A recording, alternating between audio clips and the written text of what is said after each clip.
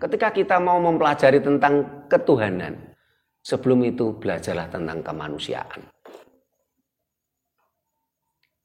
Dan leluhur kita mengajari itu. Kita nggak perlu ada sebuah ketakutan, ya. Bahkan ajaran leluhur kita mengajarkan kematian itu nggak perlu ditakuti, gitu. Karena kematian itu sesuatu yang pasti. Sementara kalau ajaran Dayo kan kematian menjadi sesuatu yang momok untuk apa ya, istilahnya ketakutan. Ya.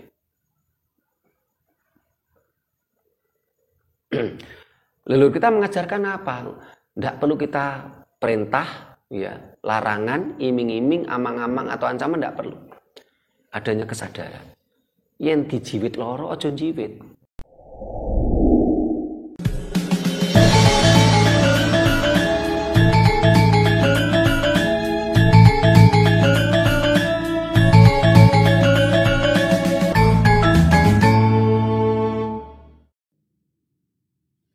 Rahayu.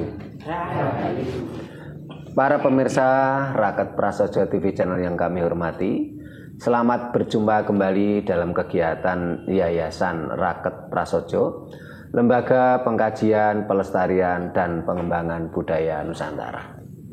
Nah, para pemirsa, di berbagai obrolan, mulai dari obrolan serius sampai obrolan warung kopi, obrolan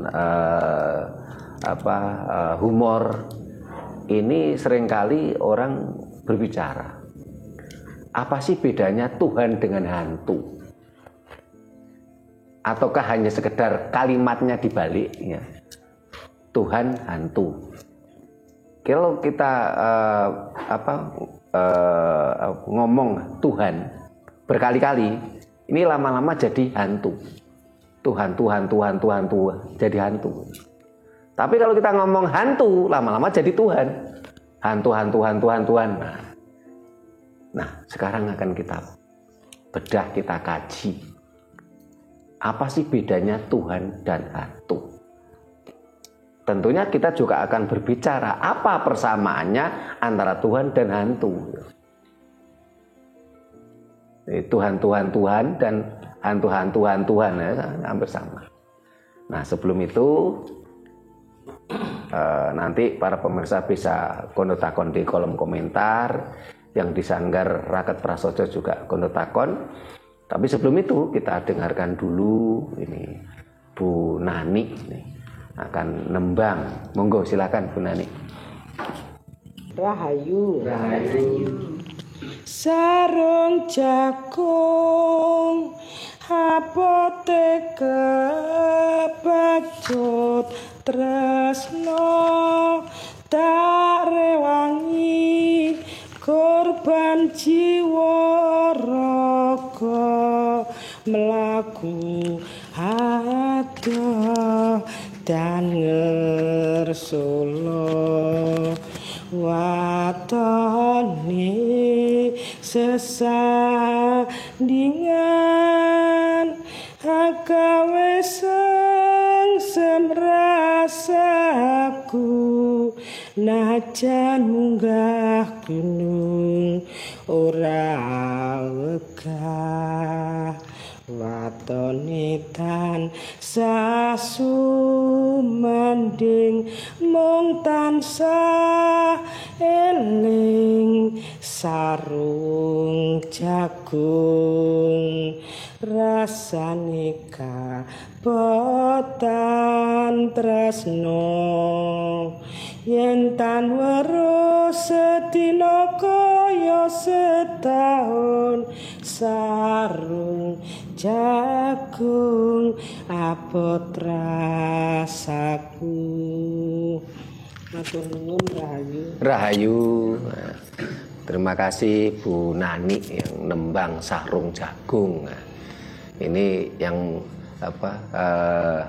barangkali yang muda tidak tahu apa yang dimaksud dengan sarung jagung.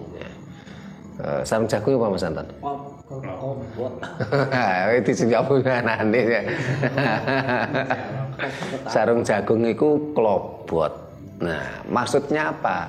Ngomong-ngomong klobot itu ngomong-ngomong yang sekiranya tidak serius ya, setengah guyonan, tetapi membuat segar. Karena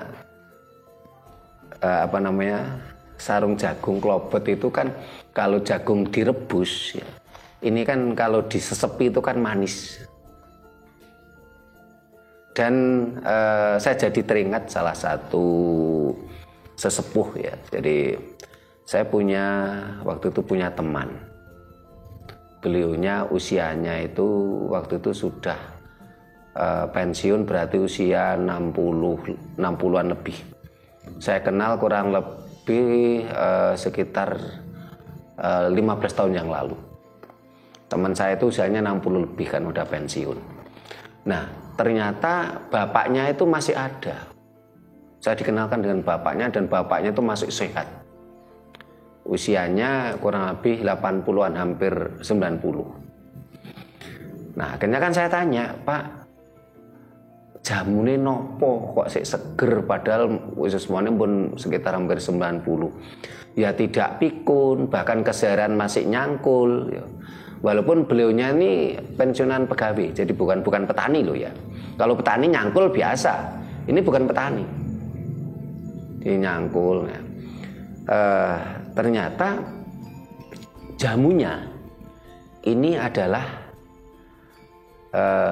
klobot yang direbus dan kembang jagung atau disebut sinuwun. Selama ini banyak orang yang tidak paham, tidak tahu kalau itu bisa menjadi obat awet muda. Sinuwun. Ya namanya sinuwun itu raja gitu. Sehingga mudah-mudahan beliau yang saya ceritakan ini sekarang masih segar mudah-mudahan, karena udah sekitar 15 atau 20 tahun yang lalu saya kenal beliau. Nah, ini bisa untuk resep kita bersama, bagaimana kalau udah ingin awet muda, segar, sehat, jamunya ternyata gampang. Jagung direbus ya dengan kulitnya dan klobotnya, terus sama kembang jagung. Tetapi yang harus kita pahami, ini jagung Jawa, bukan jagung manis. Karena kalau jagung manis, mohon maaf, saya pernah uji coba. Jagung manis itu klobotnya ataupun tebonnya, batangnya, pohonnya, ini dikasih sapi aja, sapi nggak doyan. Kecuali tebon jagung manis tadi dicacah, ditambah dengan sentrat, itu baru sapi doyan.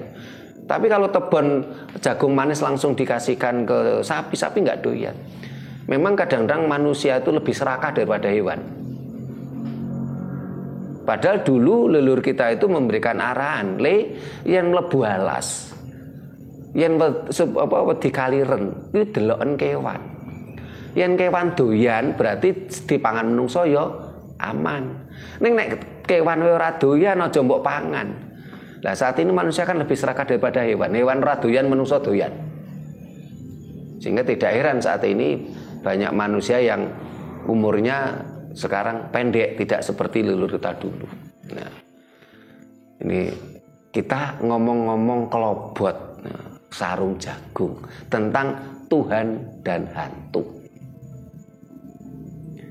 Ngomong klobot, ngomong ringan sambil berguru, tapi ya ada esensinya, ono mentesi, ono manisi. Dan ternyata itu bisa membuat awet muda itu. Banyu klobot dan banyu sinuwun, jadi direbus, penggantinya teh. Ya. Tapi pasangannya ada. Nah, ini yang nanti kalau yang tahu biar offline aja, ini pasangannya ada, jamu tadi. Nah, kita kembali ke tema kita tentang apa bedanya Tuhan dan hantu. Tentunya kita akan juga berbicara apa persamaannya Tuhan dan hantu. Nah, ini karena kita ngomong-ngomong klobot, ngomong sederhana, ngomong segar ya, ngomong ringan. Ini coba dari sisi kanan. Nah, tidak tahu apa. Ini menyebutkan apa bedanya dan apa persamaannya Tuhan dan hantu. Bu Nani dulu, monggo. Nggih, Rahayu. Saya mencoba mau menjawab. Nggih. Tuhan dan hantu itu persamaannya itu terdiri dari 5 huruf yang sama. Sama. Cuma dibolak-balik. Itu persamaannya. Terus perbedaannya. Kata hantu itu kok menakutkan. Terus gembrimbing. Jelas itu. Tapi kalau Tuhan itu sesuatu yang disembah atau dipuja, mungkin juga dihormati. Kalau itu memang ada. Itu saja. Terima kasih Bu Nani. Ayo, Mas Doni. Ya, ini sekali-sekali kan gantian saya yang tanya toh, apa perbedaan dan persamaannya Tuhan dan hantu. Oke, Rahayu. Saya mencoba untuk ikut berkomentar lah di sini. Secara esensi sebenarnya sama. Nah, secara esensinya sama, hanya sebenarnya perbedaannya tipis sekali. Bagaimana si hantu yang pasca kehidupan ini dia nggak tahu harus kemana, itu aja. Kalau si Tuhan kalau Tuhan semasa masih hidup sudah paham. Intinya sesimpel itu sih kalau saya. Jadi esensinya sama. Sama. Yang dimaksud esensi sama itu yang bagaimana samanya? Oh itu ya. Sama-sama di ranah yang non materi ya. Kita bicaranya di spektrum itu. Terima kasih Mas Yoni. Mbak Ita. Nah, ini yang katanya sibuk tadi, sidik bubuk. Rahayu. Benar-benar ngomong kelobot ini. Ini saya mau menjawab Romo. Kalau Tuhan sama hantu itu persamaannya sama-sama menakutkan. Sama-sama menakutkan. Iya. Soalnya biasanya orang takut telah pada Tuhan. Kan gitu. Sama hantu juga takut. Kalau perbedaannya itu kalau Tuhan itu hantu yang sudah tobat. Jadi Tuhan itu hantu yang sudah tobat. Kalau Tuhan itu hantu yang ingkar. Tuhan itu hantu yang ingkar. Terima kasih. Mbak Rahayu. Pak Gi. Ini yang sebelah kanan dulu ini. Saya itu mau ngomong apa itu ya? Tuhan sama hantu. Tuhan itu kan yang diagungkan. Kalau bagi orang yang beragama. Gitu. Ya, hantu juga sama sebetulnya. Harus diagungkan bagi orang yang sepaham dengan adanya hantu. Nah, juga betul sama Mbak Ita itu sama-sama menakutkan. Kita harus takut dengan Tuhan. Dan anak kecil atau orang dewasa ya harus takut. Dia takut bukan harus takut dengan hantu. Itu. Jadi kalau saya itu masalah hutan hantu. Tuhan sama hantu itu beda tipis gitu. Makasih. Beda tipis apa Pak Ki? Beda tipis itu ya itu, jadi sama-sama menakutkan. Persamaannya. Perbedaannya antara hantu itu kan jelas, kalau itu perbedaannya itu dia kalau orang yang itu katanya serang. Berwujud gitu. Berwujud dari orang yang tahu. Gitu. Tapi kalau Tuhan kan dari imajinasi. Terima kasih Pak Ki. Nah, ini biar sisi kanan dulu. Biar nanti yang sisi kiri katanya tadi mumet mau cari pertanyaan ya, biar ada waktu gitu. dari Bu Nani, hantu dan Tuhan itu sama. Apa hurufnya katanya? Ya memang kalau kita mau bilang namanya Tuhan jadi hantu gitu loh. Ngomong hantu jadi Tuhan gitu loh. Nah, sama. Kalau Bu Nani tadi mengatakan kalau Tuhan itu tadi istilahnya disenangi orang, kalau hantu menakutkan. Nah, ini sudah terbantahkan langsung oleh Mbak Ita, sama-sama menakutkan. Tuhan dan hantu itu sama-sama menakutkan. Persis yang dikatakan Pak Ki tadi. Terus Mas Joni mengatakan sama-sama non material, alias entitas lain.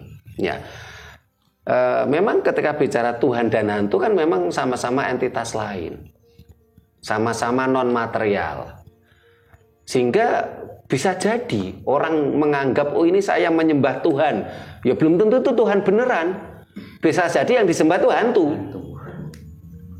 Kan sama-sama nggak ngerti, sama-sama non material. Membo-membo gitu loh. Bisa jadi orang-orang agamis tadi mengatakan dia menyembah Tuhan, ya belum tentu yang disembah itu Tuhan. Bisa jadi hantu yang disembah. Karena sama-sama non material. Dan yang disembah pun juga tidak pernah teriak-teriak dan menampakkan diri. Menampakkan diri teriak-teriak, oh saya ini Tuhan. Tidak pernah ada. Karena semua bermain di pikiran manusia. Sehingga ketika orang-orang ateis mengatakan tidak ada Tuhan, apakah mereka salah? Enggak. Karena di pikiran dia tidak ada Tuhan. Orang agamis mengatakan Tuhan itu ada, apakah salah? Apakah itu salah? Tidak. Tuhan itu ada di pikiran mereka. Secara wujud ya tidak ada, non material. Sama-sama non material. Kata-katanya ya sama, nggak ada bedanya. Ketika kita bicara Tuhan berkali-kali ya jadi hantu. Kita bicara hantu berkali-kali jadi Tuhan. Sehingga orang-orang agamis yang mengklaim dirinya itu menyembah Tuhan, mereka pun tidak mampu membuktikan kok kalau yang dia sembah itu benar-benar Tuhan. Apalagi saat ini tercatat di Badan Dunia UNESCO, di dunia ini tercatat ada 4.200 agama, ada 2.500 nama Tuhan. Tuhan itu tidak satu. Karena Tuhan itu ada di pikiran manusia. Sementara pikiran si A, si B, si C itu tidak sama. Jangankan 1.000 orang, ini berapa nih? 10 orang ini punya pemikiran tentang Tuhannya sendiri-sendiri kok. Yang ateis mengatakan Tuhan tidak ada juga tidak salah karena dia tidak berpikir tentang adanya Tuhan. Yang agamis yang mengatakan Tuhan ada itu pun juga tidak salah karena dia berpikir Tuhan itu ada dalam pikirannya. Sama-sama tidak mampu mewujudkan. Ya. Yang agamis mengatakan Tuhan itu ada pun tidak mampu mewujudkan, tidak mampu membuktikan. Ya. Kalau yang tidak percaya Tuhan kan jelas, dia nggak percaya ngapain membuktikan, nggak percaya kok. Tapi yang percaya Tuhan, coba bisa nggak membuktikan kalau Tuhan itu ada? Nggak bisa membuktikan. Sehingga ada perbincangan yang cukup menggelitik ya. Orang-orang agamis mengatakan gini, oh Tuhan itu ada, apa buktinya? Ini alam semesta ini kan buktinya Tuhan. Karena apapun yang ada di dunia ini pasti ada yang menciptakan. Yang menciptakan Tuhan. Terus kita kejar. Oh berarti Tuhan itu ada. Iya Tuhan itu ada. Tadi kan Anda mengatakan apapun yang ada di dunia ini pasti ada yang menciptakan. Tuhan ada. Berarti Tuhan ada. Siapa yang menciptakan? Ya pikiran Anda. Coba mau jujur enggak gitu loh. Tergantung kita itu kan mau jujur atau enggak gitu loh. Lah orang-orang agamis kan cenderung hipokrit atau munafik atau enggak mau jujur kadang-kala. Terus dia kadang-kadang berdalih. Loh akal manusia itu terbatas. Tidak bisa memikirkan tentang Tuhan, tidak bisa memikirkan tentang agama katanya. Keterbatasan akal manusia itu sampai mana? Karena keterbatasan akal si A, si B, si C itu tidak sama. Contoh aja umpamanya anak manusia SD. Tentunya cara berpikirnya, akalnya tidak akan sama dengan anak yang SMA. Jangankan SD sama SMA, sama-sama SD saja cara berpikirnya berbeda. Nyatanya ketika sang guru memberikan pertanyaan, ada yang bisa jawab, ada yang tidak bisa jawab. Tuhan sama-sama menakutkan. Iya, kalau hantu itu kan memang dibuat manusia untuk menakut-nakuti orang lain. Hantu itu, terutama orang tua kadang-kadang ke anaknya nakut-nakuti, jangan keluar malam, di sana nanti ada hantu. Sama, Tuhan pun juga untuk menakut-nakuti. Banyak tokoh agama yang menjual nama Tuhan untuk menakut-nakuti umatnya. Padahal dia sendiri nggak pernah lihat Tuhan. Karena Tuhan itu buah pikir mereka, akhirnya kan mereka menggambarkan Tuhan kan seperti maha bengis, maha pendendam. Kalau kamu tidak beribadah, nanti kamu akan disiksa. Kalau kamu tidak lakukan perintah Tuhan, nanti kamu disiksa. Loh, Tuhan dijadikan untuk menakut-nakuti orang. Berarti Tuhannya maha kejam, gitu loh. Kalau kamu tidak menjalankan perintah Tuhan, padahal Tuhan nggak pernah memberi perintah loh. Itu kan perintah agama ciptaan manusia tadi, gitu loh. Ya. Sayalah utusan Tuhan, si orang lain tidak bisa menemui Tuhan. Tuhan yang mana dulu, gitu loh. Kalau kamu tidak menjalankan perintah Tuhan, kamu akan dihukum, disiksa. Disiksa di kuburan, disiksa di di neraka. Tuhan untuk menakut-nakuti, persis dengan hantu tadi. Sama-sama bisa untuk alat menakut-nakuti pihak lain. Sama-sama menakutkan. Ya. Apakah Tuhan itu bisa menyenangkan? Ya. Tuhan bisa menyenangkan bagi orang yang bisa menjual namanya. Kalau kamu menyumbang, ini saya kan sedang membuat ini bangunan. Nanti untuk kamu harus nyumbang ke saya. Nanti kamu akan diberi hadiah oleh Tuhan. Berarti apa? Tuhan dijual untuk keuntungannya, gitu loh. Banyak orang dirinya sendiri nggak pernah memberikan sesuatu pada orang lain, tapi dia mencoba menggiring mindset orang lain untuk memberikan sesuatu pada dirinya. Walaupun hanya sekedar, mohon maaf kalau istilahnya Pak Gi dulu pernah cerita itu kan kresek mubeng atau komplong mubeng atau kerdus mubeng dari orang-orang yang ekonominya tidak begitu bagus ya. Mulai dari uang taruhlah Rp1.000, Rp2.000, Rp10.000 dikumpulkan. Ya. Sehingga ada istilah apa? Kamu miskin? Merupakan ladang yang bagus untuk jual agama. Kamu ingin kaya? Kamu bisa jual agama. Sehingga orang-orang yang bisa menjual agama ya bisa kaya raya. Tanpa harus berpikir yang aneh-aneh gitu loh. Sehingga rata-rata akhirnya orang-orang agamis itu diperalat oleh orang-orang kapitalis. Karena kalau suatu bangsa itu mabuk agama, kapitalis itu begitu mudah untuk mengambil SDM dan SDA-nya. Akhirnya digunakanlah orang-orang tokoh-tokoh agamis untuk membuat suatu bangsa itu mabuk agama. Kapitalis yang main. Sementara orang agamis rata-rata adalah orang yang pemalas. Tidak mempunyai pekerjaan yang jelas. Lang dodol omongannya iso sugih kok. Ini jadi sama-sama non material persamaannya, sama-sama menakutkan, sama-sama bisa untuk menakut-nakuti, sama-sama bisa untuk alat untuk menyenangkan, terutama dirinya. Ini ternyata banyak samanya ya antara Tuhan dan hantu ini. Perbedaannya di mana ya? Coba ini kita belum menemukan ini apa perbedaan Tuhan dan hantu. Semuanya masih banyak persamaannya ini. Nah ini supaya lebih gayeng ini.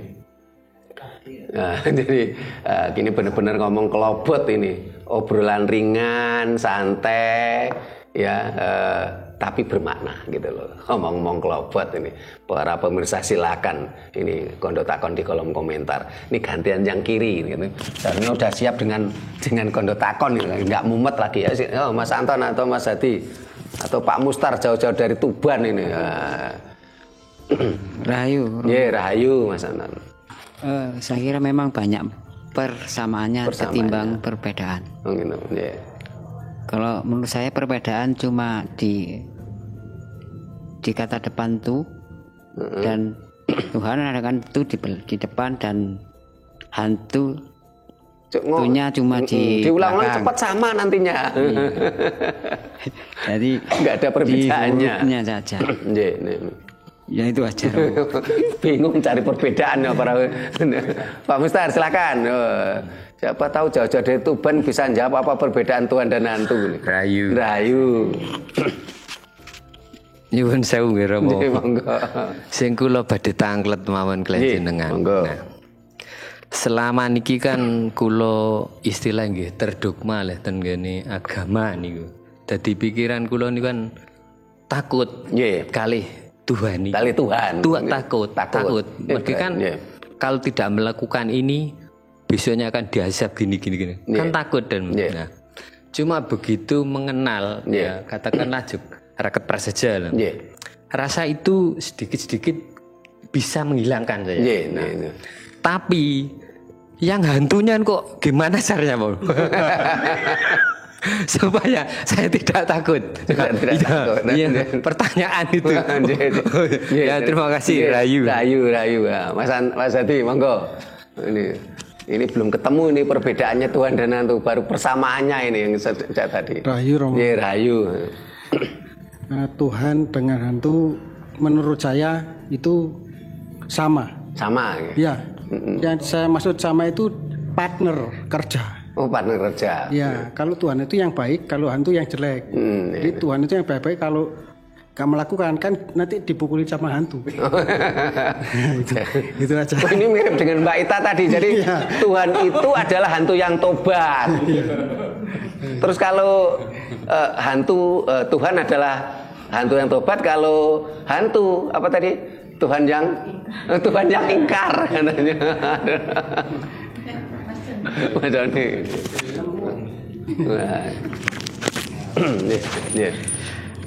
Sedikit menambahkan ini terkait Tuhan dan hantu. Diskusi yang sederhana tapi menarik. Mendeskripsikan Tuhan artinya gini. Ini konstruksi diskusinya ini mau membahas Tuhan dari sudut pandang mana dulu kan seperti itu. Kalau dari sudut pandang teman-teman praktisi ya spiritualis, saya rasa memiliki kecenderungan yang berbeda dengan dalam sudut pandang yang religius kan seperti itu. Nah, jadi bahasan malam ini pendekatannya lebih ke mana dulu. Jadi kalau misalnya mau dari sudut pandang yang religius lah, wong kita ini di spiritualis kan rasanya kan aneh itu loh. Nah, tapi kalau kita membahasnya yang dari sudut pandang spiritualis, tidak semua viewer bisa memahami. Jadi nanti biar Romo Sutrimo yang mengarahkan diskusinya biar mengalir kemana itu aja. Terima kasih Mas Doni ya. Ya, memang mulai Mas Anton tadi ternyata juga persamaan, Mas Hadi juga menyampaikan persamaan ya. Kalau yang Mas Doni ini kita arahnya kemana ya? Memang dalam satu sisi ketika kita bicara orang agamis ya, kalau istilahnya Mas Doni tadi religius ya, tentu Tuhan itu ya mereka menyembah Tuhan kan begitu. Mereka melakukan peribadatan itu kan menyembah Tuhan menurut versi mereka. Tetapi mereka juga tidak mampu membuktikan apakah benar yang dia sembah itu benar-benar Tuhan. Apa bukan hantu gitu loh. Sehingga mohon maaf saya pernah ya waktu itu saya diminta waktu itu posisi di Trowulan Mojokerto. Saya habis jadi pembicara waktu itu. Nah, ada orang yang ngajak ngobrol saya gini, itu si A itu ini bisa berbicara dengan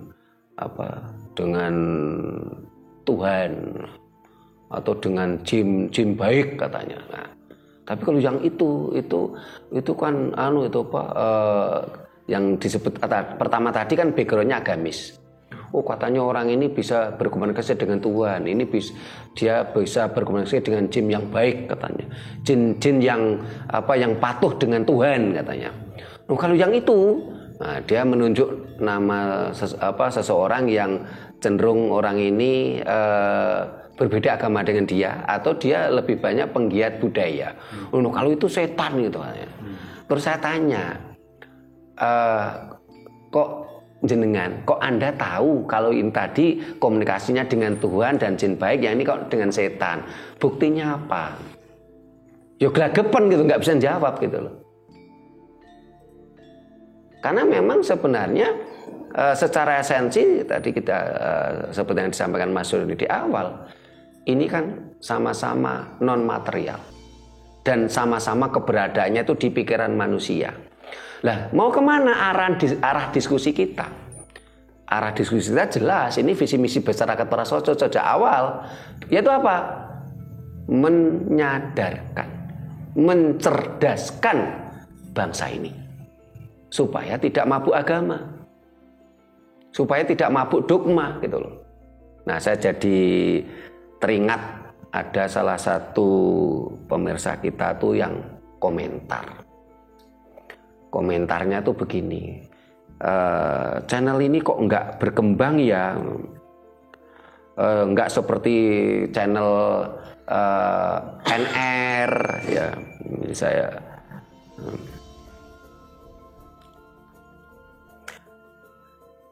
Ini channel ini kok kurang berkembang ya, mungkin karena penyajiannya kurang menarik, beda dengan NR. Saya tidak perlu sebutkan ya, karena ini cukup inisial NR yang dikemas secara profesional. Rubahlah gimana bisa menarik, tidak monoton seperti ini. Bisanya cuman value, bosen istilah itu Pak. Nah, ini sebenarnya dalam satu sisi ya masukan bagus. Tapi dalam satu sisi nampaknya pemirsa kita tadi tidak berpikir secara komprehensif. Terus akhirnya saya ngobrol dengan salah satu anggota kita yang selama ini berpikir kritis, yaitu Mas Haris dari Surabaya. Kita diskusi panjang ya. Kalau NR ya, ini kan gaduh-gaduh, dia bicara apa saja tentang budaya Jawa, ujung-ujungnya ini masih mengagung-agungkan ajaran Dayoh yang NR tadi.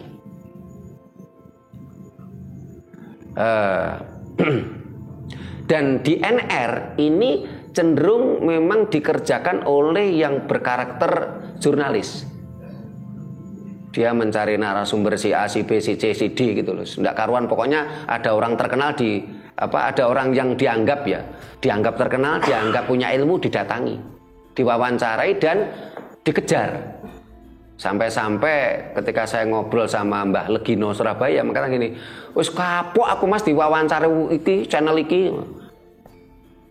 Oh, sekali rekaman channel 5 rekaman bareng. Aku dioyak-oyak, dikejar kayak pencuri, dikejar pertanyaan. Wis ndak mau lagi saya diwawancara dengan channel ini. Ya. Kono enak oleh duit. Subscribe wis akeh.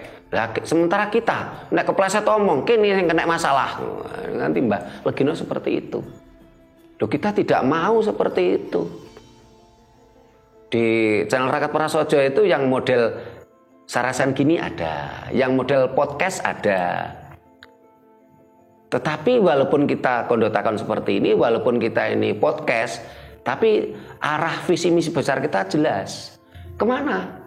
Menyadarkan bangsa ini, mencerahkan pada bangsa ini. Tujuan utama kami bukan duit, bukan kami nggak butuh duit, ya kita butuh duit. Tapi tujuan utama kita adalah mencerahkan bangsa ini, menyadarkan bangsa ini. Terus kita diskusi juga sama Mas Haris itu mencermati channel satunya, ya. Channel AN, ya. Terus sama channel SR, ya. Kalau channel AN dan channel SR ini mengarahnya pada dogma lokal. Viewernya ya banyak, subscribe-nya banyak. Kenapa? Karena bangsa kita saat ini sedang mabuk dogma. Nah, kalau memindahkan dari mabuk dogma dayoh ke dogma lokal, ya agak gampang, cuman beda baju. Keluar kotak, masuk kotak, gampang. Mereka tidak ada perubahan yang signifikan. Karena keluar dari kotak dayoh masuk kotak lokal, sama-sama kotak, sama-sama dogma. Tetapi kalau tujuan Rakat Prasojo itu jauh lebih sulit.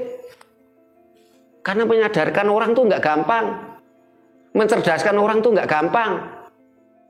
Dan itu kita sadari betul. Kita berdiri mulai tahun 95, kita siaran di radio dan televisi mulai tahun 98. Kita paham betul kesulitan yang kita hadapi, tantangan yang kita hadapi. Dan kita bersyukurnya ketemu dengan teman-teman seperjuangan yang sevisi misi. Kita nggak serta merta golek duit gitu loh. Karena ini demi masa depan bangsa ini. Kalaupun toh nanti saya udah meninggal, cita-cita kita berhasil, ya nggak apa-apa gitu loh. Karena ini perjuangan besar. Perbedaannya di situ. Dan inilah kita membentuk karakter sendiri. Inilah karakter Lembaga Pengkajian, Pelestarian dan Pengembangan Budaya Nusantara. Inilah karakter Rakat Prasojo. Arahnya ke sana.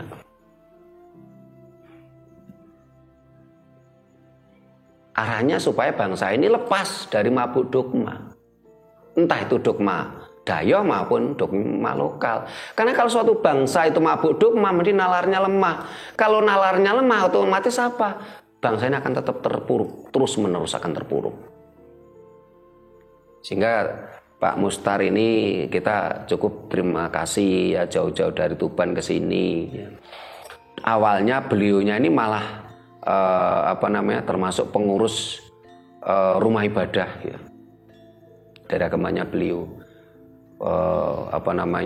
Awalnya benar-benar terdogma, mabuk dogma. Ya. Sekarang waktu mabuk dogma itu ya benar-benar takut pada Tuhan gitu loh. Ya. Terus akhirnya setelah mendengarkan Rakat Prasojo tercerahkan. Mulai pelan-pelan sadar, pelan-pelan tersadarkan, pelan-pelan menuju kesadaran. Pelan-pelan. Karena memang proses alam ini tidak serta-merta gitu loh. Kita tidak mungkin seperti iklan di radio. Bek nek ndasmu loro ngombe obat iki. Saya jadi teringat pelawak Jawa Timuran. Saya tuh prihatin gitu loh. Dalam satu sisi ini kan melecehkan budaya gitu loh. Dia mengatakan bek yen ndasmu.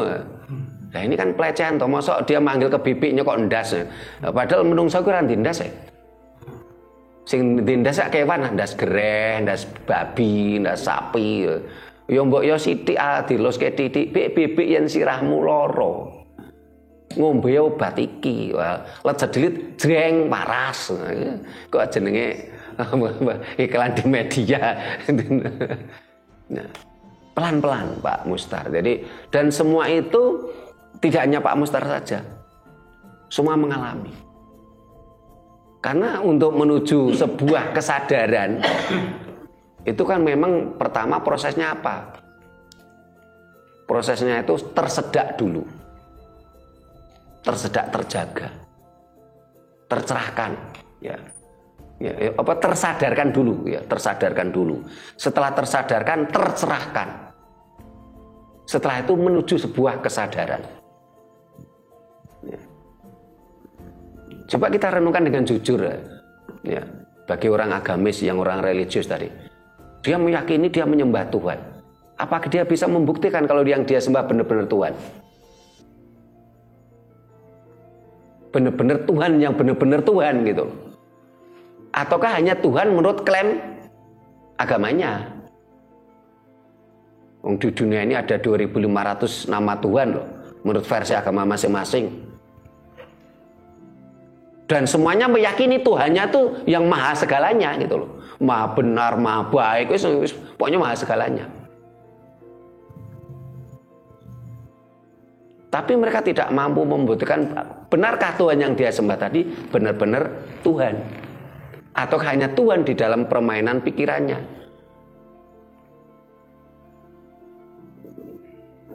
Biarlah berproses alam. Ini arahnya ke sana. Kenapa? Karena ketika bangsa ini tidak mabuk agama, bangsa ini mengalami kejayaan yang luar biasa. Peradabannya baik. Bahkan setelah bangsa ini mabuk agama, bangsa ini malah tidak mampu membuat peradaban. Serba konflik, mudah tersinggung, mudah marah, saling konflik antar saudara, membunuh orang atas nama Tuhan, merampok atas nama Tuhan, bahkan mencuri atas nama Tuhan. Bahkan ada yang korupsi atas nama Tuhan gitu.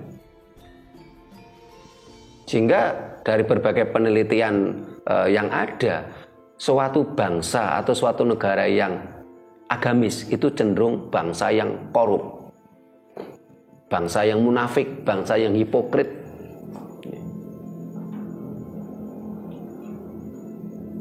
Apakah kalau kita ini tidak beragama berarti amoral? Ini sudah kita bahas dalam video kita. Ternyata enggak. Bahkan leluhur kita dulu dengan Gomo Buddhi Siwa Buddha semuanya berjalan dengan baik. Gomo, Buddhi, Gomo itu adalah aturan. Buddhi itu kesadaran, hati nurani. Ya, jadi orang mau berbuat baik itu tidak perlu iming-iming. Oh, kalau nanti kamu berbuat baik kamu akan dapat pahala gitu, enggak perlu. Ini masih tingkatnya tingkat TK, tingkat anak-anak gitu loh. Tapi kalau kita sudah memiliki kesadaran, ya tentunya kita tidak perlu iming-iming gitu loh. Sampai di medsos itu ada gambaran gini, oh ada orang tenggelam, ya. Karena orang agamis kan cenderung mau menolong kalau seagama tuh. Kalau nggak seagama kan nggak mau nolong. Jadi ada orang tenggelam. Terus ada ini digambarkan sebuah lukisan ya. Ada orang tenggelam, terus ada orang yang mau nolong. Masih tanya dulu apa agamamu. Orang sudah mau tenggelam masih ditanya apa agamamu. Jadi kalau nggak seagama nggak menolong. Dan bahkan ada sebuah kejadian kisah nyata. Ada kecelakaan tabrakan sepeda motor atau sepeda motor seorang ibu-ibu. Ada laki-laki mau nolong. Dia bilang apa? Oh, bukan bukan muhrimnya, enggak, salah mati ya.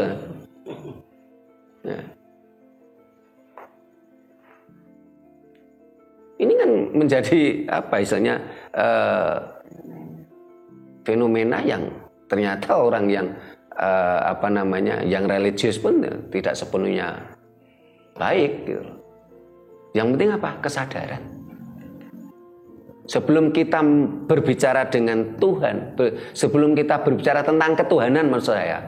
Karena kalau berbicara dengan Tuhan kan siapa sih yang bisa bicara dengan Tuhan? Kalau kita mau jujur loh ya.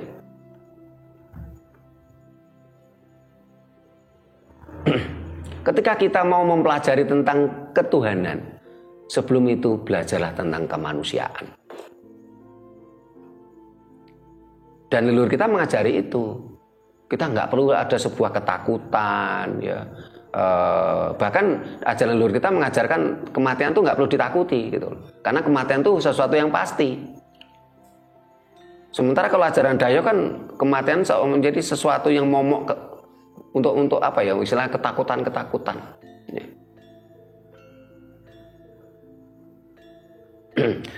Leluhur kita mengajarkan apa? Tidak perlu kita perintah, ya, larangan, iming-iming, amang-amang atau ancaman, tidak perlu. Adanya kesadaran. Yen dijiwit loro aja jiwit. Yen barangmu dijukuk wong loro ati ya aja njukuk barange wong. Yen bojomu digodha wong liya loro ati ya aja nggodha bojone wong. Sederhana. Nah, kalau itu yang terjadi tentunya apa? Bangsa ini akan bangkit lagi, bangsa ini akan maju. Karena kita tidak kesibukan kita, pikiran kita tidak disibukkan ke hal-hal yang bersifat imajiner. Kita akan lebih produktif, ya. Karena ajaran leluhur kita mengajarkan apa? Kita harus bekerja, ya, bertani, beternak, ya. Tetapi kalau ajaran Dayo kan mengajarkan apa? Selalu meminta, berdoa, meminta. Leluhur kita tidak mengajarkan untuk nyenyuwun, tapi kita nenuwun. Nah itu arahnya ke sana, Mas Joni. Kita ingin melakukan supaya bangsa ini tersadarkan, tercerahkan, dan menuju sebuah kesadaran.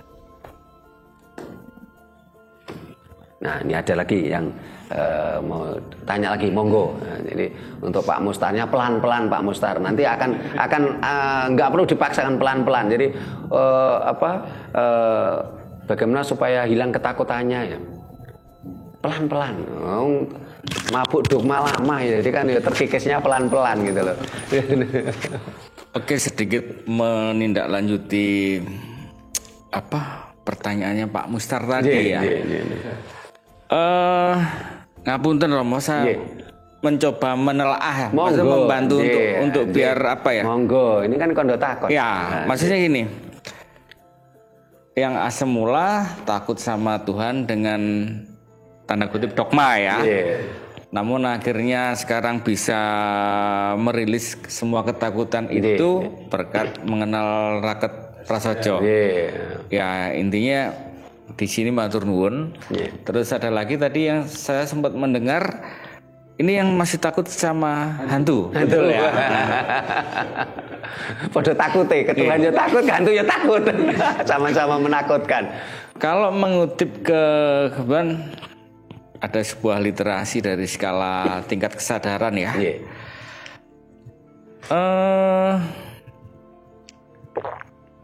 Hantu dalam tanda kutip di sini kan masih di spektrum bawah ya, rendah ya tingkat kesadarannya. Nah, sementara kalau Pak Mustar sendiri sudah mulai tumbuh, ya logikanya yang dari tingkat kesadarannya rendah tadi nggak berani mendekat lah. Misalnya ini logika berpikir lo ya. Kebetulan saya kan juga belum berani ketemu sama hantu ya. Beberapa di awal-awal dulu, maksudnya bukan waktu dekat, sudah lama ya, udah beberapa tahun yang lalu, waktu saya meditasi semedi ya, waktu saya semedi. Nah ini masih awal-awal saya jalan di kembali untuk berkesadaran. Nah ini banyak sensasi, fenomena yang ini menjadi pengalaman saya dalam berspiritual ini. Nah, salah satu contohnya ada seolah-olah kayak apa, kayak ada yang megang. Duh, sebenarnya gimana ya? Kalau takut ya nggak takut, kaget Bu. Jadi itu nggak takut kan, ada kita cuma nggak ada takut. Saya ingat waktu itu hampir jam 11 malam. Saya waktu itu semedi. Nah, posisi dalam kondisi yang meditatif ya. Nah, terus mengalami fenomena, ada sensasi seperti itu. Nah, akhirnya kembali yang semula kita sudah, saya sudah berada dalam kondisi ya antara alfa lah kemungkinan ya. Akhirnya kembali lagi ke beta. Nah, di situ akhirnya setelah saya mencari tahu apa sebenarnya ada sensasi itu. Nah, setelah akhirnya saya tahu, oh alah ternyata ini. Jadi yang semula takut karena saya sudah tahu, nah akhirnya menjadi apa? Menjadi nggak takut. Takut kan karena nggak tahu. Itu sama saja dengan kita menyikapi, oh ada hal gaib ya. Nah, padahal kalau menurut saya loh ya, orang mendeskripsikan itu gaib karena kapasitas otaknya tidak mampu menelaah lebih luas ya. Akhirnya udah simpelnya aja, oh gaib. Itu aja. Matur nuwun. Terima kasih Mas Doni. Nah, ada lagi yang mau nambah? Nah, Mas Hadi, Mas Anton. Pagi untuk nambah. Bu Nani. Mencoba menambah saja. Dari tadi yang kita ketemukan persamaan. Nah, ini yang dicari kan perbedaan. Belum ketemu ini perbedaannya Tuhan sama hantu ini. Kalau tadi saya mengatakan itu dari segi huruf saja. Ini, menurut saya ini tentang nama, tentang sebutan Tuhan itu identik Sang Pencipta, Sang Penguasa, yang Esa. Tapi kalau hantu itu masalah waktu. Waktunya beda. Kalau Tuhan itu ada pada diri kita masing-masing dan sudah ada. Dari sekian berapa tahun ke belakang, berapa ini sudah memang dikatakan adalah Tuhan itu. Tapi kalau hantu itu masalah waktu sesudah kematian itu bagi mereka yang seperti arwah penasaran itu baru muncul adanya hantu gitu. Maksud saya seperti itu, perbedaannya waktu saja. Jadi sesudah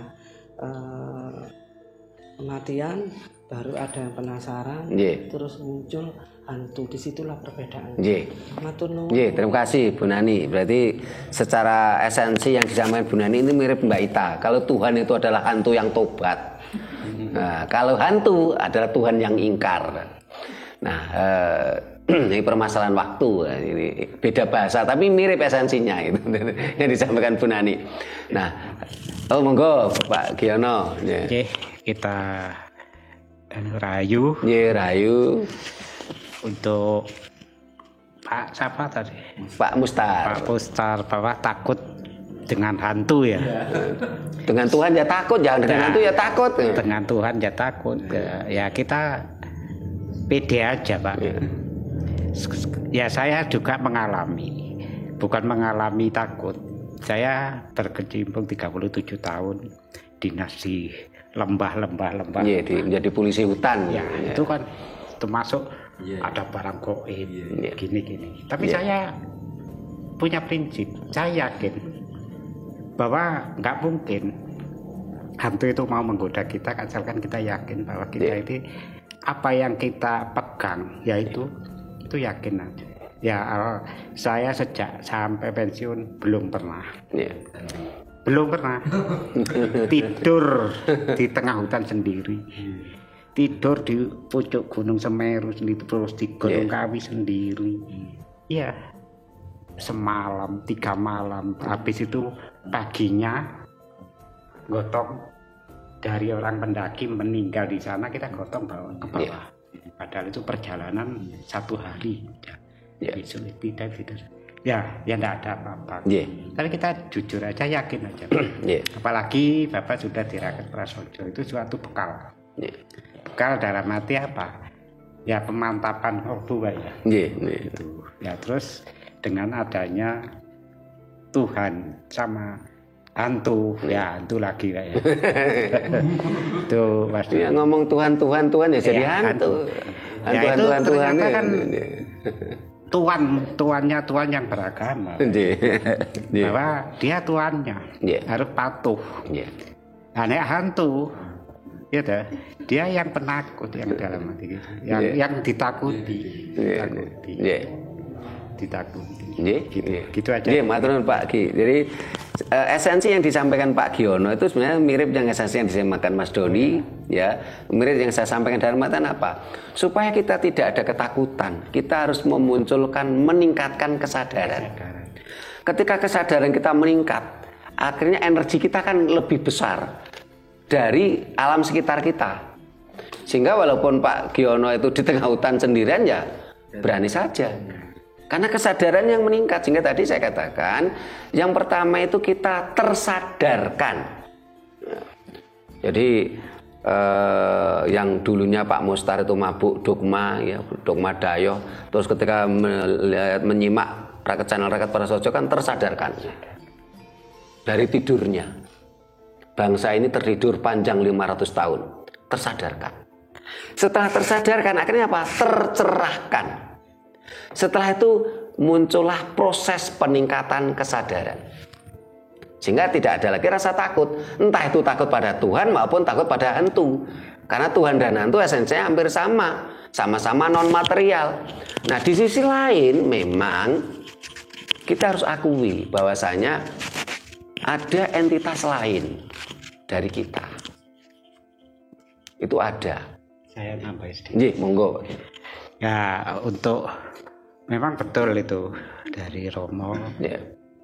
Kalau kita sudah masuk di dogma agama, kalau ada hantu, ini ayatnya. Kalau ada hantu, ini, ya kan gitu. Kita belum baca sudah takut. Ya terus baca apa? Kan gitu Pak. Ini doanya. Ini ayat, kalau nggak kursinya lempar aja. Ya.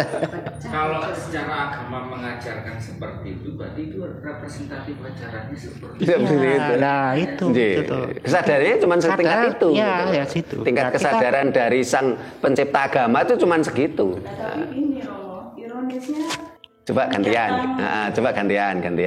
Yang datang leluhurnya kita malah dianggap hantu gitu loh. Jadi leluhur yang nyambangi ke rumah kita malah diusir. Gitu sekarang trennya. Kalau itu, jauh Pak Mustar lagi. Kalau itu sebenarnya, kalau itu sebenarnya hal wajar Mbak. Dalam artian gini, ketika kita untuk meningkatkan diri kita dengan orang lain kan akan kita anggap bodoh loh. Padahal dirinya sendiri yang bodoh gitu loh.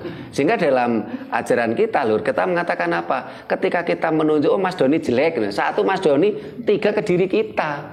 Ketika mereka mengatakan leluhur kita tuh sesat, sebenarnya yang sesat itu kan mereka. Mereka tidak mampu kok menunjukkan benar Tuhan yang mereka sembah benar-benar Tuhan, benar Tuhan sejati. Dia menunjuk gini kan berarti kan yang 3 ke dirinya sendiri. Nah, silakan monggo Pak Mustar. Niki tak cerita sekedhik malih. Monggo. Rahayu. Nah, niki kula kan selama mengenal itu agama dan diberi apa itu kita bacaan nggih. Kan enten tiang pejah. Nah, tiang niku dados genduwo wonten kabar-kabar. Dadi kula melampah kalih maca niku. Nah kok tambah napa kon ngejuwem brek. Mboten apal kula melat niku.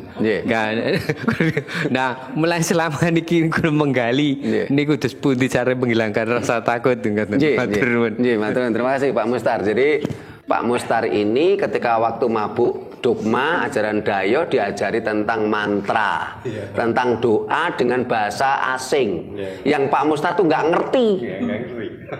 Setelah itu ada orang meninggal, menurutnya itu jadi hantu.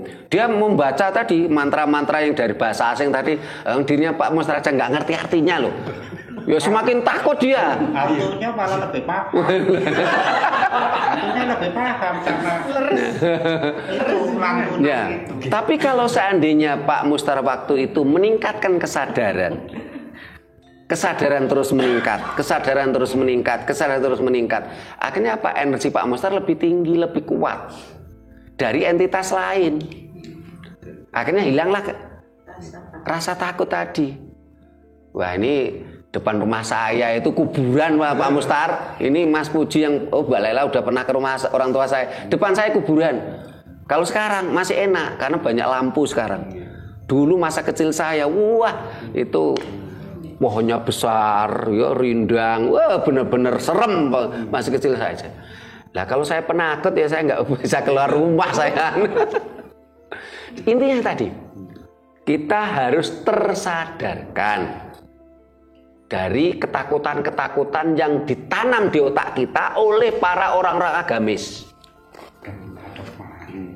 Ya, saya ulang lagi, kita harus tersadarkan dari rasa ketakutan-ketakutan yang ditanam oleh para sales-sales agamis, sales-sales dogmatis. Tersadarkan. Nah, setelah tersadarkan kita tercerahkan, sehingga kita tidak lagi merasa ketakutan dengan dogma-dogma yang tertanam di otak kita, di pikiran kita. Jadi prosesnya apa? Tersadarkan, tercerahkan, meningkatnya sebuah kesadaran. Kesadaran harus terus kita tingkatkan, kesadaran terus kita tingkatkan. Ya. Nah, dengan seperti ini, apakah berarti saya ini kesadarannya sudah tinggi? Ya juga belum, kita masih belajar bersama. Sehingga entah karena masa kecil saya itu rumah saya itu depannya kuburan atau bagaimana ya. Ketika saya itu dapat petunjuk, saya itu harus naik Gunung Arjuna. Saya nyari teman, nggak ketemu, nggak ada teman yang mau saya ajak. Saya naik sendiri Gunung Arjuna. Padahal kata orang, saya waktu itu tahun berapa ya? Tahun 2010 atau 2011. Waktu itu masih hutannya masih lebat, masih ada harimaunya katanya, masih ada ular besar di sana.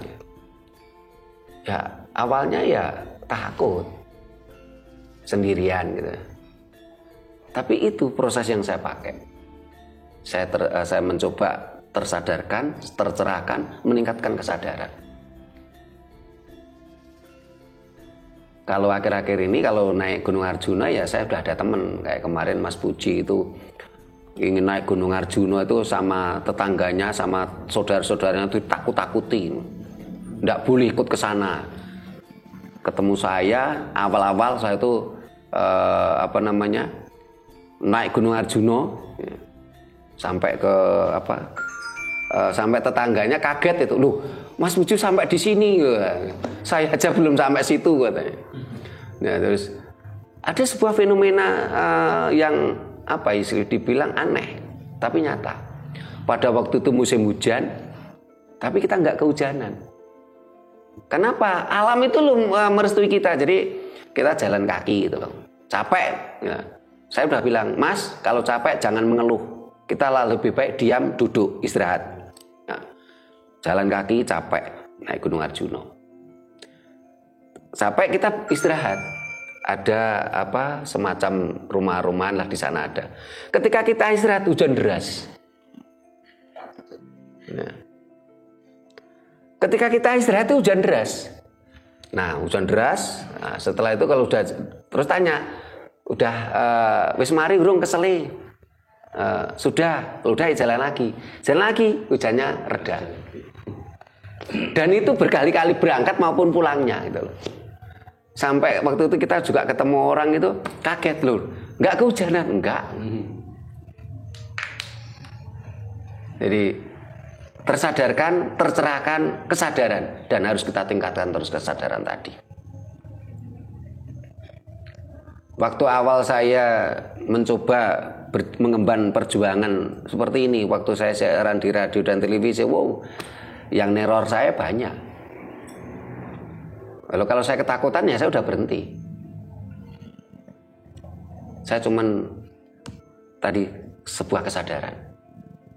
Saya ada di dunia ini karena leluhur saya, leluhur bangsa ini. Jadi saya harus yakin dan sadar kalau leluhur saya tidak mungkin menyesatkan saya. Tetapi kalau leluhurnya orang lain sangat berkemungkinan besar menyesatkan saya karena dia punya kepentingan. Dan mereka bermain dengan permainan imajiner dan tidak mampu membuktikan. Sehingga tadi yang diceritakan Mas Doni itu udah benar. Tapi di sisi lain ketika kita belajar tentang spiritual tetapi tidak memunculkan kesadaran, kita juga bahaya. Karena kita akan bermain delusi. Kalau kita bermain delusi, seperti kita bisa jadi gila kita. Karena ketika kita semedi, tahu-tahu tuh ada muncul sebuah gambaran gaib, begini. Terus kita ngomong itu, kok bener gitu. Loh kalau kita nggak punya kesadaran kita bisa tersesat. Ternyata saya ini utusan Tuhan, saya ini. Terus saya ini utusan Tuhan. Itu anaknya Pak Mustar yang umurnya masih 6 tahun itu harus saya nikahi gitu. Bahaya. Itu permainan delusi sebenarnya. Bukan peningkatan sebuah kesadaran. Banyak orang-orang yang belajar di sini karena tidak meningkatkan kesadaran, dia akan bermain delusi. Bahkan kadang-kadang dia akan bermain halusinasi, ya jadi gila. Sehingga ada sebuah akun medsos yang mengatakan gini. Jadi ketika kegilaan secara personal itulah skizofrenia. Tapi kalau kegilaan massal itulah agama katanya. Jadi disitulah kuncinya, kita harus tingkatkan kesadaran. Ternyata Tuhan dan hantu itu nggak ada bedanya. Sehingga sampai detik ini diskusi kita tadi kan belum menemukan apa bedanya Tuhan dan hantu. Belum menemukan. Semuanya yang diceritakan serba persamaan. Karena ternyata Tuhan dan hantu itu sama gitu. Hanya sebuah permainan pikiran.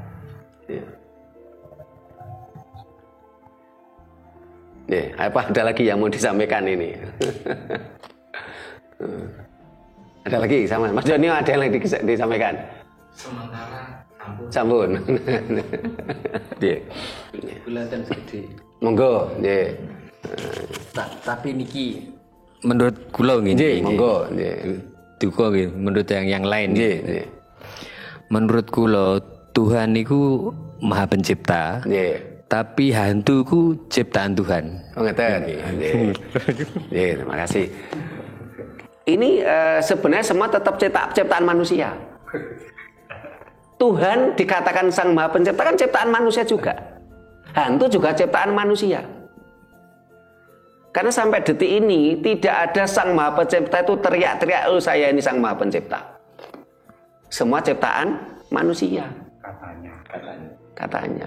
Tuhan pun ciptaan manusia, hantu pun ciptaan manusia. Kalau memang ada entitas lain, iya.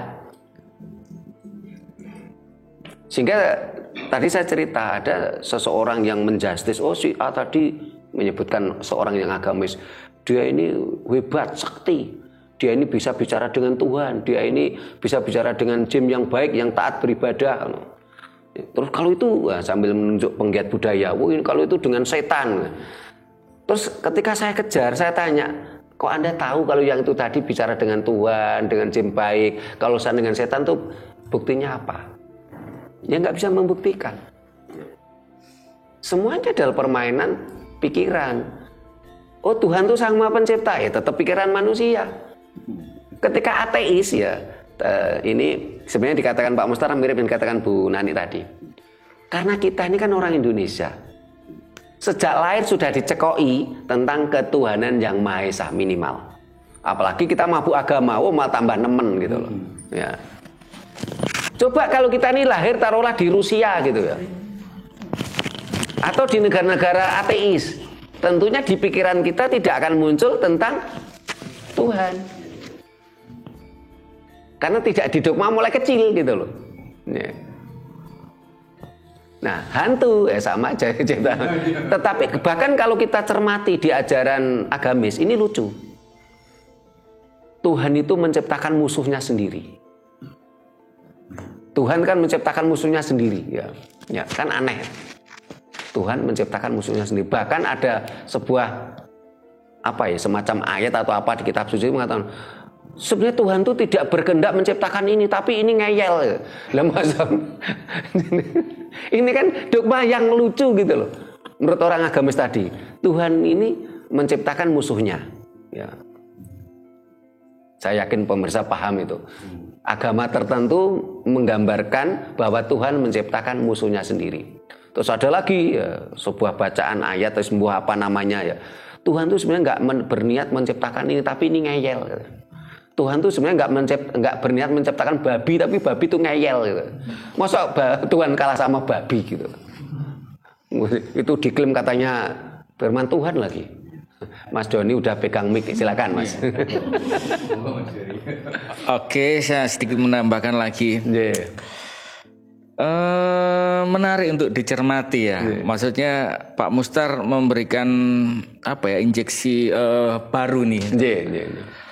Artinya Tuhan dan hantu gitu loh. Kita mencoba keluar dari skupnya orang-orang eksoteris ya, macam orang-orang religius ya. Kita keluar dari situ. Kita pendekatannya dari pendekatan esoteris lah. Nah, lebih tepatnya Tuhan dan hantu itu sama-sama di dimensi energi. Ya. Nah, energi memiliki karakteristik. Nah, itu lagi-lagi dari skala kesadaran tadi itu. Skala kesadaran kembali ke situ. Kalau artinya tadi yang disampaikan oleh Pak Mustar ya, hantu diciptakan oleh Tuhan. Kalau nggak salah seperti itu yang saya mendengar. Nah, padahal di sini pendekatannya gini. Ini lebih murni ke esoteris nggak apa-apa ya? Monggo silakan. Oke. Hantu tuh berasal dari mana sih? Kan seperti itu dulu kita mencoba berpikirnya. Nah, kalau artinya dari mana sih asalnya hantu, sudah menemukan itu, akhirnya ini lebih mudah memahami esensi Tuhan. Jadi karena di situ sama-sama energi, gitu loh. Saya kok nih mau ngomong gitu loh. Jadi karena kan tidak semuanya oke lah, meskipun secara passion kita ada kesamaan ya. Tapi dalam memahami segala sesuatunya ini kan belum tentu satu itu loh. Nah, saya nggak mau ini menimbulkan polemik yang baru, tapi intinya Tuhan dan hantu itu sama-sama energi. Nah, hanya karakteristiknya yang membedakan. Nah, itu dilihat dari yaitu skala kesadaran. Udah seperti itu. Jadi biar Romo Sutrimo ya menjelaskan.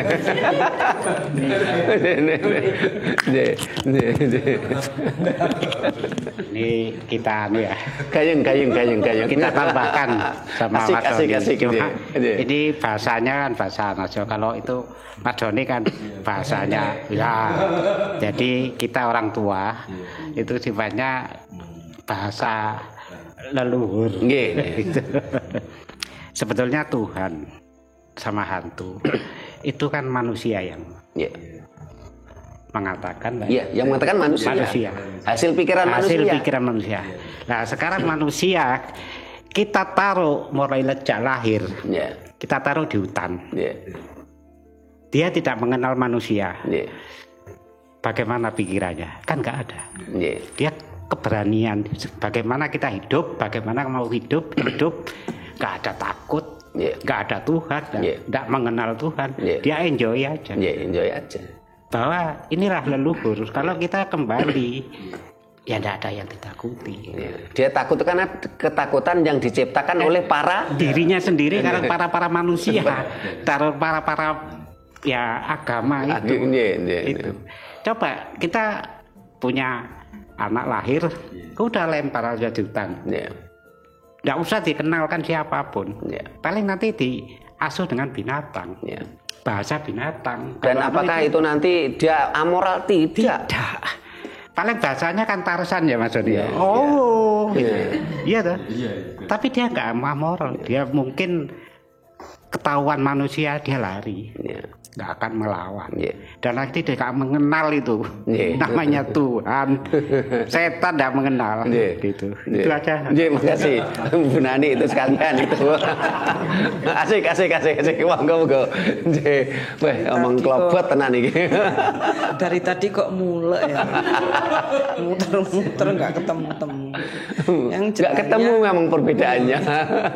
Yang jelas ini adanya Tuhan dan hantu itu terletak di mana, terbentuk di mana kita dilahirkan berarti. Tadi yang dikatakan pikiran tadi. Pikiran itu dibentuk oleh lingkungan. Nah, terbentuk karena lingkungan di mana kita dilahirkan itu saja jawabannya. Betul. Betul nuwun. Pak Ustaz. Mau nambah sebelum kita tutup. Lali.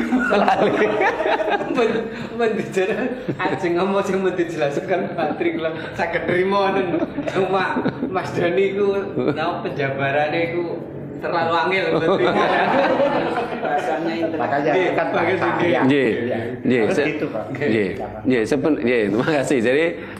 sebenarnya kalau sebenarnya yang disampaikan Bu Nani itu sudah kesimpulan, sehingga ketika kita bicara Tuhan dan hantu itu tercipta oleh pikiran manusia. Nah, pikiran manusia terbentuk oleh lingkungan. Ketika kita tinggal di Indonesia yang sejak lahir itu sudah kita dicekoi tentang Tuhan, tentang agama. Bahkan di Indonesia ini ada pemaksaan agama yang begitu TSM. Kalau kita mau jujur, kita tuh beragama kan karena dipaksa, bukan karena kesadaran. Tahu-tahu kita sekolah mulai TK, SD itu tahu-tahu ada pendidikan agama. Tahu-tahu di KTP kita di administrasi ada tulisan agama. Kita tidak pernah kok masuk agama, tapi dipaksa oleh sistem secara TSM.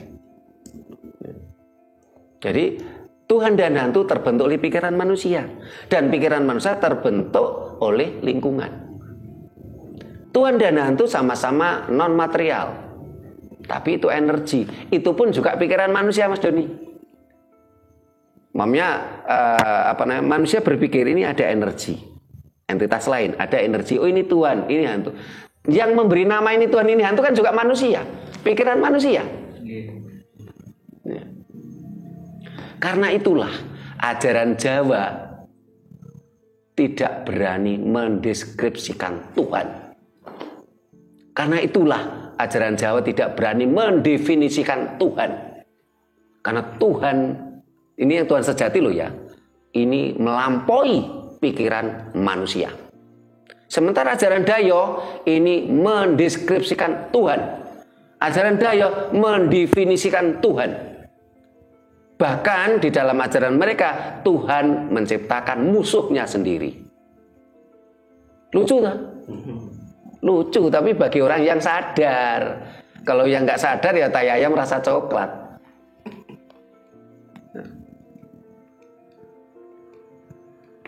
Karena Tuhan itu ya tidak terdefinisikan. Tapi kalau orang yang mabuk agama mengatakan, aku aja kalau leluhurmu goblok, katanya nggak bisa menyebut nama Tuhan. tidak bisa mendeskripsikan Tuhan. Ya itu tadi ketika dia bilang menggoblok-gobloknya leluhur kita, menyesat-nyesatkan leluhur kita, ibaratnya kita nunjuk gini, oh kamu goblok, kamu sesat. Satu orang ke orang lain, tiga ke dirinya sendiri. Hanya kesadaranlah kuncinya. Kalau Tuhan masih terdefinisikan, kalau Tuhan masih terdeskripsikan, apa bedanya dengan materi?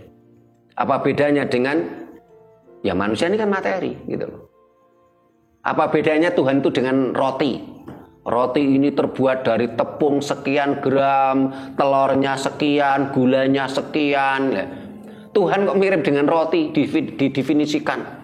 Tuhan itu kalau kamu berbuat baik kamu dikasih, disayangi. Kalau kamu berbuat tidak baik nanti kamu diazab, didenda, dihukum. Lah kan didefinisikan. Inilah kesadaran. Karena itu kita harus tercerahkan, meningkatkan kesadaran. Nah, para pemirsa yang saya hormati, demikian obrolan ngomong-ngomong kelobot. Omongan ringan, geguyonan, tapi esensinya luar biasa. Para pemirsa, saya tunggu komentarnya. Bisa enggak pemirsa menyebutkan perbedaan Tuhan dan hantu? Karena dalam diskusi kita tadi kan tidak menemukan perbedaannya, kesamaannya yang banyak. Ya. Mudah-mudahan kita semua, bangsa ini, semuanya tersadarkan, tercerahkan, kesadaran terus meningkat. Bila mana ada kata-kata kami yang kurang berkenan, tata krama kami yang kurang memadai, kami mohon maaf. Terima kasih, sampai jumpa di kegiatan kita lainnya. Rahayu. Rahayu.